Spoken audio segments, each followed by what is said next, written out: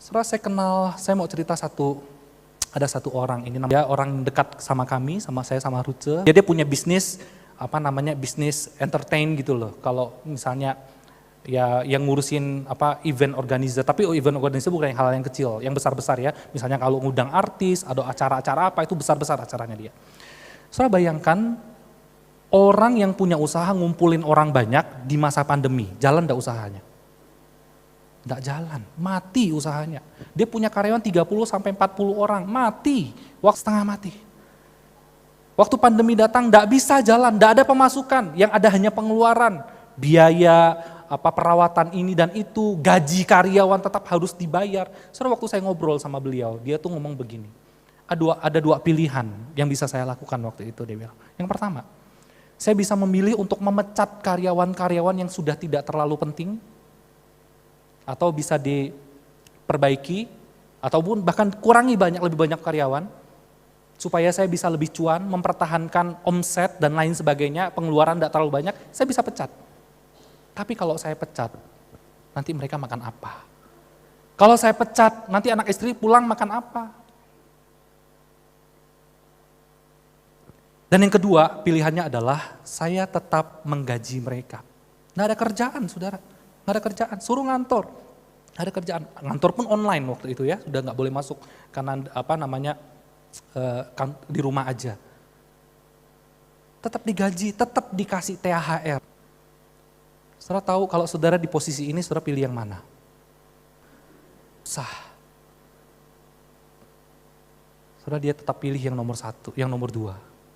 Tetap menggaji mereka. Saya tanya kenapa? Kenapa kok tetap begitu kok? Kok kayak enggak berhikmat loh kamu kok bilang. David, orang-orang ini sudah bekerja mati-matian bagi saya. Ada yang 10 tahun, ada yang 5 tahun. Mati-matian. Mereka diminta lembur, tetap lembur. Bekerja tambah banyak. Mereka mati-matian buat perusahaan ini. Sekaranglah waktunya saya juga mati-matian untuk mereka. Sekaranglah waktunya saya berjuang semati-matinya supaya mereka tetap bisa hidup, saya akan pertahankan. Saudara, mudah, tidak mudah. Dia ngomong begini, kalau mau ambil gampangnya dia bilang ya, ngambil mudahnya dan senangnya saya bilang, saya tetap pilih nomor 1, kalau mau senangnya, kalau mau mudahnya saya pilih nomor 1. Jalan pintasnya nomor 1, pecat aja, nanti kalau semua usaha sudah, kondisi sudah stabil, baru panggil lagi mereka. Gampang, tapi kan pandemi mau berapa lama enggak tahu.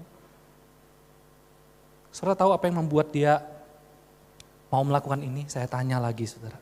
Dia katakan begini, saudara kita ini sebagai orang Kristen, dia bilang begitu ya. Kita ini sebagai murid Yesus, selalu ada 2 pilihan dalam hidup kita. Ketika kita menjalaninya. 1, kita mau ikut keinginan daging kita, hawa nafsu kita, egoisnya kita, kerakusannya kita, ketamakannya kita. Atau yang kedua, kita pilih dipimpin oleh Roh.